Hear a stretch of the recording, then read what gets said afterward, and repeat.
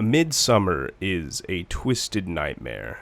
It's beautiful, it's charming, there's gore, there's death, it's happy, it's sad. All in all, a fantastic movie.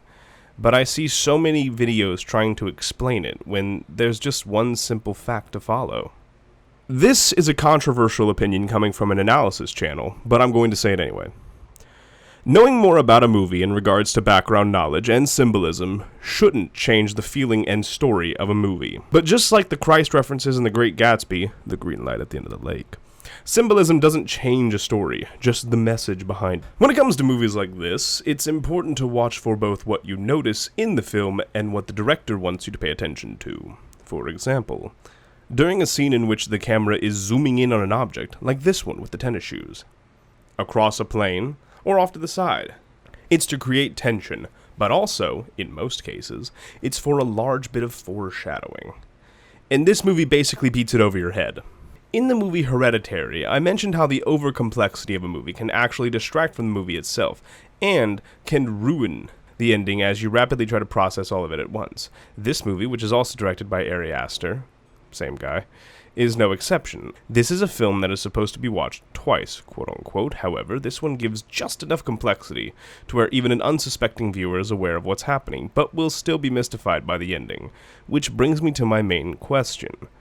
Why does Midsommar's twisted nightmare actually feel like a happy fairy tale? Before we continue, spoiler alert, I'm going to spoil what happens, so I recommend watching the movie, and if you're not interested, then by all means, let's continue, because I really focus on the ending. As for the first 2 hours, let's start at the beginning. Failing relationship, trip to Sweden, dead family. You're all caught up. Now we're here. We see this story panning across. Pay attention, because they basically beat it over your head the whole time. Finally, at this ritual, we see the old people, and then they jump. And then these two basically freak out. This scene was actually oddly funny. Like, the way they just walk up to the old man after he survives the fall and just bonk him on the head. Then smash, then...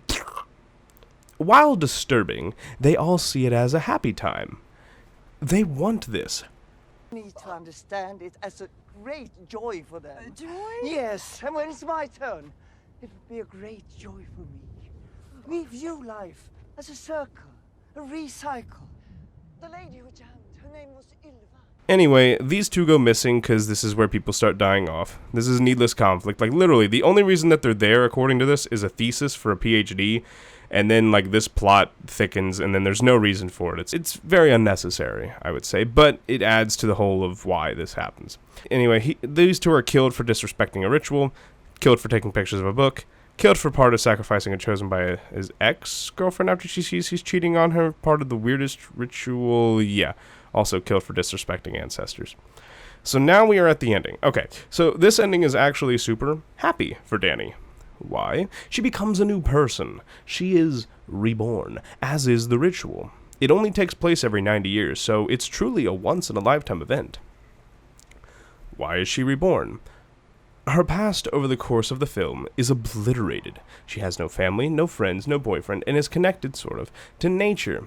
The bear, which Christian is burned in, is meant to represent courage, in most mythological senses, which makes sense since 2 members of the commune are burned alive along with the person in the bear suit, Christian.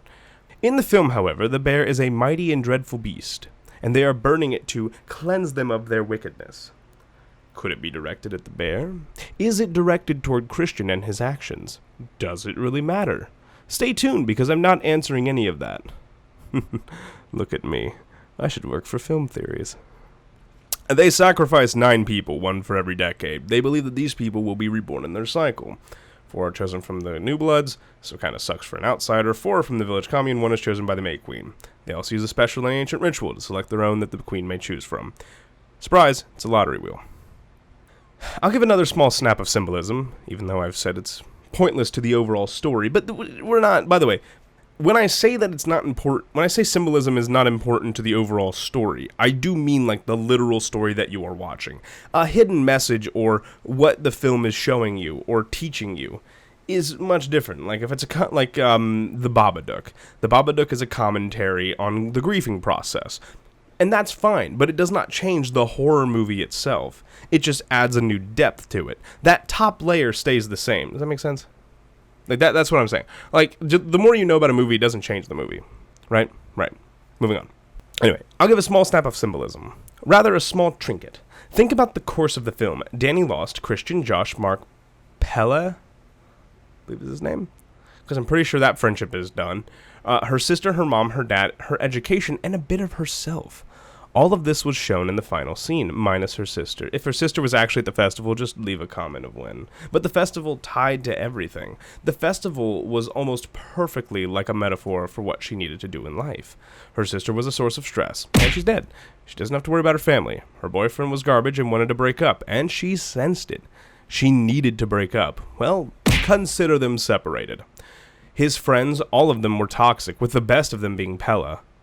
He brought them there, had a feeling Dani would be the May Queen, as he's rewarded for it, and got rid of more toxic people in her life. He was a key figure in separating her from her old life. He still sucks, though. Like, dude was a wolf in sheep's clothing, caused all their deaths. Nice guy. Actual nice guy. But see, this movie is kind of happy. A new beginning. Think of it as a fantasy horror. Just mysticism happening around an otherwise gruesome situation, with pretty colors and smiling faces. Thank you all for watching. My name is That Analysis Guy, and I will hopefully see you next time. Peace.